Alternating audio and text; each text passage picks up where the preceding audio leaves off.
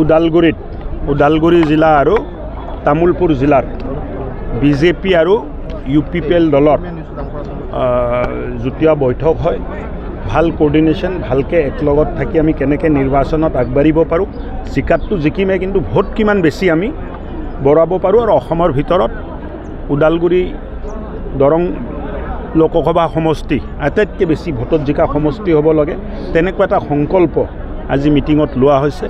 প্ৰধানমন্ত্ৰী মোদী ডাঙৰীয়াক তৃতীয়বাৰৰ বাবে প্ৰধানমন্ত্ৰী কৰাৰ কাৰণে আৰু ইয়াত স্থায়ী শান্তি যিটো বিৰাজ কৰি আছে সেইটো আৰু মজবুত কৰাৰ কাৰণে আমাৰ বিজেপি আৰু UPPL দলে একগোট হৈ কাম কৰিব। নতুন কি মূল ইস্যু কি হ'ব এই নিৰ্বাচনৰ মূল ইস্যু এটাই যে আকৌ এবাৰ মোদী চৰকাৰ।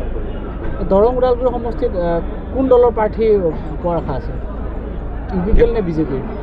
দুটাৰ ভিতৰত এটা পাব, বিজেপিহে পাব লাগে। ফৈচলা হোৱা নাই কিন্তু হ'ব, ফৈচলাটো আজি নহ'লেও কালি হ'ব ফৈচলা। কোকৰাঝাৰত এতিয়া কোন ক'ত হ'ব এতিয়া মইতো এইটো সিদ্ধান্ত ল'ব নোৱাৰোঁ, এইটো সিদ্ধান্তটো দিল্লীৰ পৰাহে হ'ব।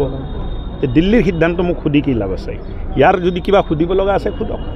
মানে এই ছ'চিয়েল মিডিয়াত মানে UPPL আৰু বিজেপিৰ কৰ্মীৰ মাজত মানে কিছু বাকবিতণ্ড চলি আছে যে আমি কাম পাই, সেই ক্ষেত্ৰত কি ক'ব? মানে দলৰ যিবিলাক তলৰ মই কি ক'লোঁ আপোনাক যে 100% শুদ্ধটোতো কোনো কাম কৰিব নোৱাৰে। পোৱা আৰু নোপোৱাৰ বেদনাটো সদায় থাকিব। যিমানে দিয়াৰ পিছত, যিমানে কৰাৰ পিছতো নাই হোৱা বুলি কোৱা মানুহো থাকিব। পৰিৱৰ্তন বহুত হৈছে, BTRত বহু পৰিৱৰ্তন হৈছে আৰু নিজ চকুৰে মই চাই আছোঁ যে যোৱা 3 বছৰত এই পৰিৱৰ্তনৰ তুলনা কৰিব নোৱাৰা এটা পৰিৱৰ্তন আমি দেখিবলৈ পাইছোঁ। মাননীয় মুখ্যমন্ত্ৰী ডাঙৰীয়াৰ আশীৰ্বাদত আৰু প্ৰমোদ বড়ো ডাঙৰীয়াৰ আৰু গোবিন্দ বসুমতাৰী ডাঙৰীয়াৰ প্ৰবল চেষ্টাত এক পৰৱৰ্তীত BTR আমাৰ চকুৰ সন্মুখত আছে, য'ত স্থায়ী শান্তি আছে আৰু এই BTRও প্ৰগতিৰ ফালে আগবাঢ়ি আছে। অসমৰ এবাৰ কেইখন আসন পোৱাৰ সম্ভাৱনা আছে? 12খন আসন।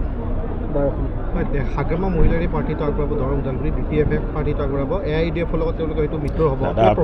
এতিয়া কোনে কাৰ লগত মিত্ৰতা কৰিব, AUDFৰ লগত কৰিব, কংগ্ৰেছৰ লগত কৰিব, কৰক। মোৰো একো ক'ব লগা নাই। গণতন্ত্ৰত সকলোৰে অধিকাৰ আছে প্ৰাৰ্থিত্ব দিয়া, প্ৰতিদ্বন্দ্বিতা কৰাৰ।